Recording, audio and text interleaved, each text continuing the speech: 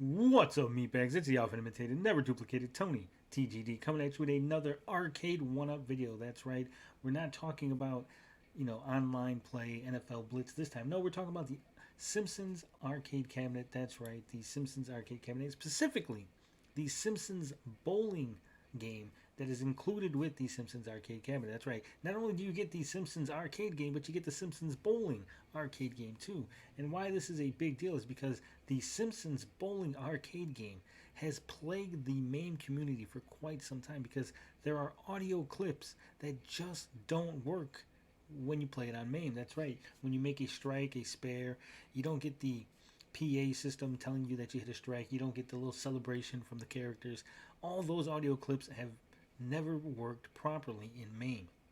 However, Arcade 1UP has somehow figured out a way to make them work. So people were really curious. They were trying to figure out how did they do this. So one gentleman by the name of Emmanuel, he got himself the APK for the Simpsons bowling game. And it turns out that it's not actually running on MAME, it's running on Duckstation. That's right, Duckstation, the PlayStation emulator.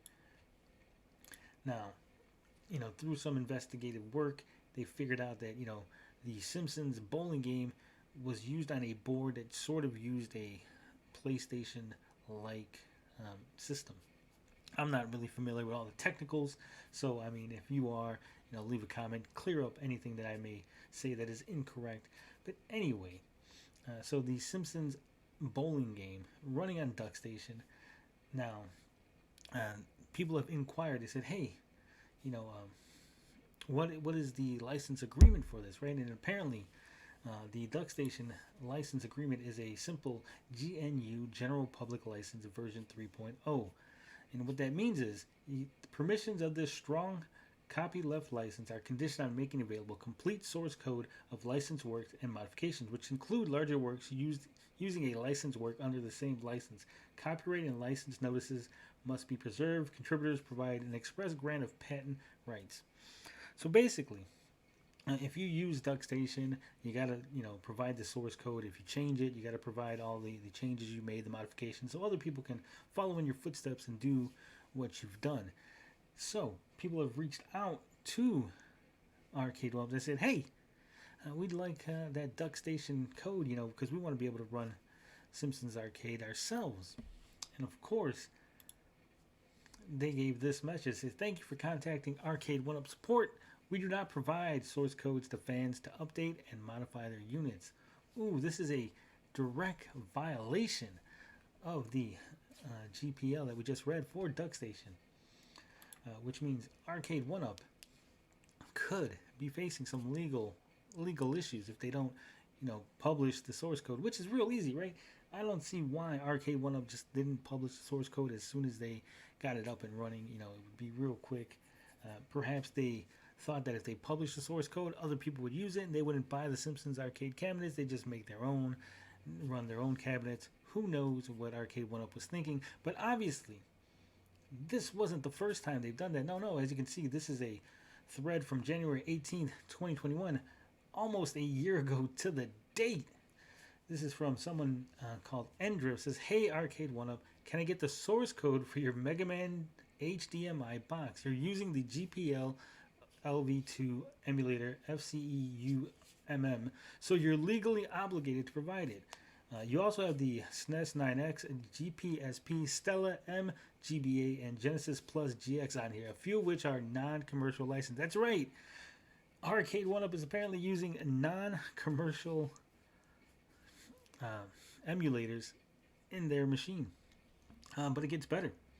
As we read the thing, it says, "Also, if I download the firmware update from your site, it's trivially easy to extract 6 Mega Man NES ROMs you're using without even buying the thing." That's right. So apparently, Arcade 1UP is so inept that just downloading the update for the firmware from their site, you're able to pull out the 6 ROMs for the 6 Mega Man games that they're using. Apparently, I missed one. Endrift goes on to say, "You also have the Pro System, which I hadn't heard of, so I wasn't sure it was an emulator or something else. It's an Atari 7800 emulator." Now I'm very confused. They got an Atari 7800 emulator. They further go on and say, "Hey, Arcade One Up, are you planning to look into this? I'm not sure. Capcom USA would be very happy to learn how easy it is to download Mega Man 1 through 6 from your website without paying for it." Still haven't replied to me. Clearly, they don't care about the fact that they've put themselves in legal jeopardy. They published games by Bandai and Namco US too. I'm sure their legal department wouldn't be happy about how easily the ROMs can be downloaded from their website. They're replying to plenty of other people. Even just a confirmation that Arcade One Up is aware of the legal issues would be better than the cold shoulder they're giving me. So Arcade One Up, notorious. Apparently they've done this with MAME. They've done this with other things before. People thought they got their act together. People thought, hey, they've cleaned up. They've realized the mistakes they've made, and they're moving forward to be better. But apparently, that's not quite the case, because as you can see, they are using the Duckstation emulator. They are not publishing the source code as they are legally obligated to do so. When people have reached out to them, they've given them the cold shoulder. They've told them no, they're not going to give you the source code. A lot of times companies that are bigger like this, companies that have a little bit of money, they think they could just push their weight around, right? What are you going to do? You're just some guy on the internet. You're just some guy on Reddit, some guy on Twitter. You're not going to take them to court. And if you do, you're not going to be able to pay all the court fees just to try to force them to publish the source code. And when it's all said and done, if they really get to that stage, even if you somehow come up with the money to get them to that point, they'll just publish the source code and wash their hands of it. You're out all that money. You're out all the time and the lawyer fees. For them, it's no big deal. It's just another Tuesday. So there you go. Arcade One Up, still not on the up and up. Still refusing to do what they're legally obligated to do. I mean, you thought it was bad that they were just stiffing customers on online play, that they were promoting products to have features that they didn't actually have yet. No, this is even worse, because now they're just taking other people's work and using it for their own gain. They're taking other people's hard work, their sweat, their tears, all the things that they've done to get these products to work so people can enjoy them, this general open license emulator stuff. I'm not a big fan of emulators myself, but I know people enjoy them. People enjoy using them. But apparently, so does Arcade One Up. They just don't love to share the source code. They don't love to let people know what it is exactly that they're doing so they can do it themselves without the need to buy an Arcade One Up machine, cabinet, whatever you want to call it.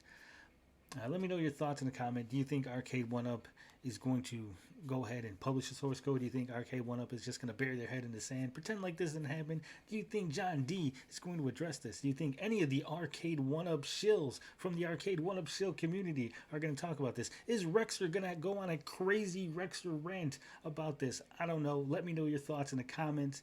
And as always, love, peace, booty grease. I'm out this bitch.